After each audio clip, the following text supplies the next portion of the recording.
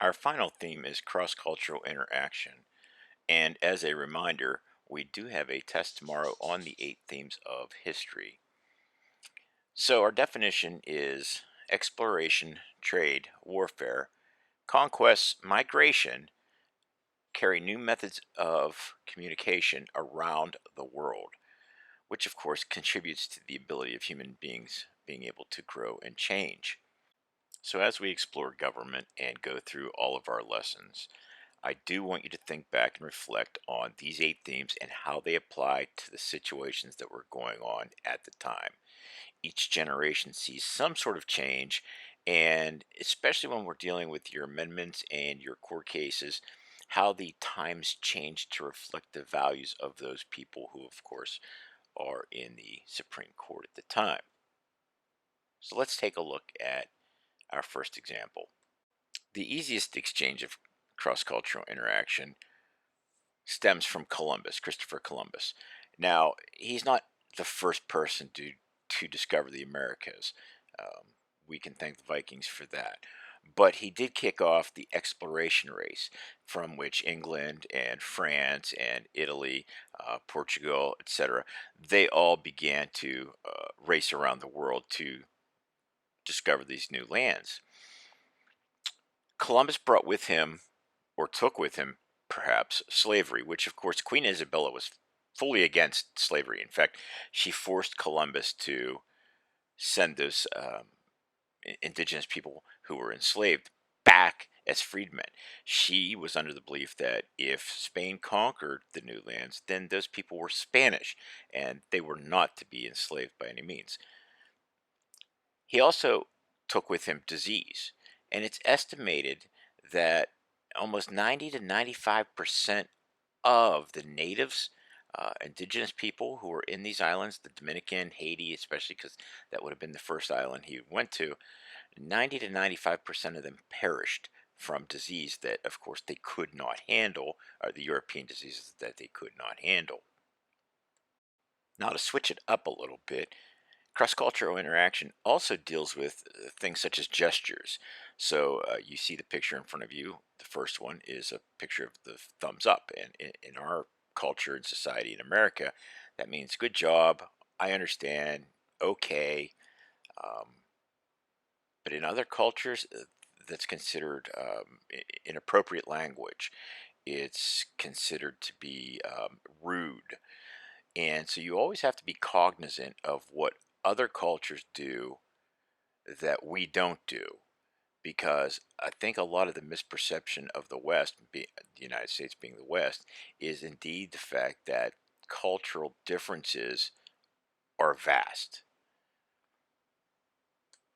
And the second thing I have up here is an example of personal space.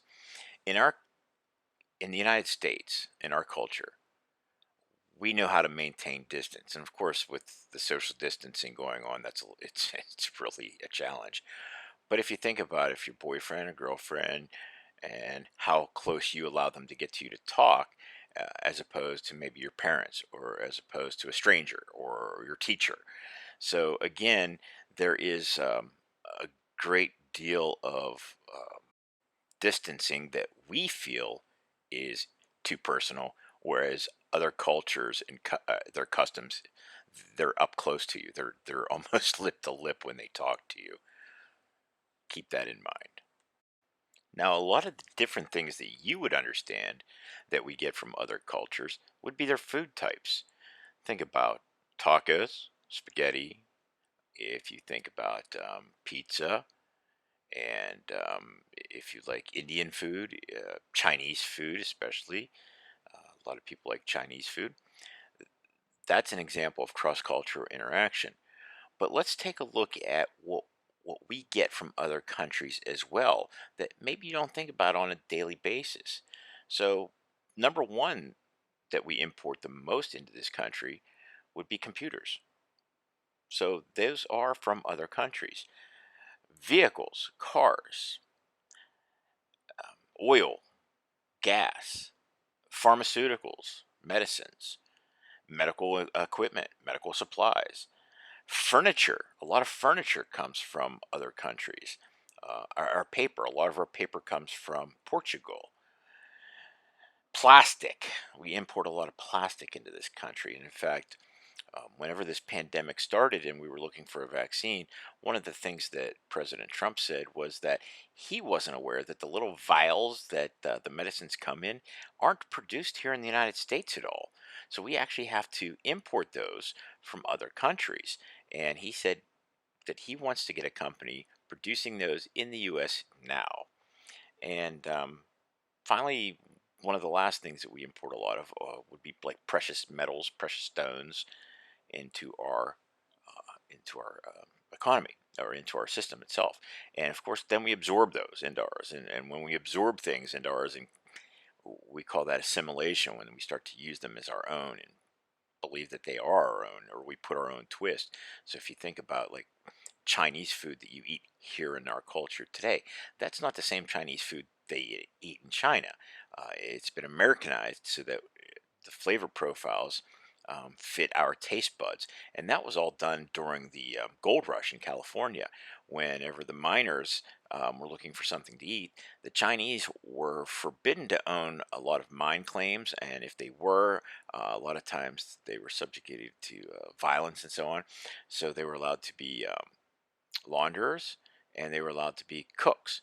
And so they made a lot of money being cooks and making the taste profile for the Americans sugary, sweet, that salty that you're familiar with for those of you who have had Chinese.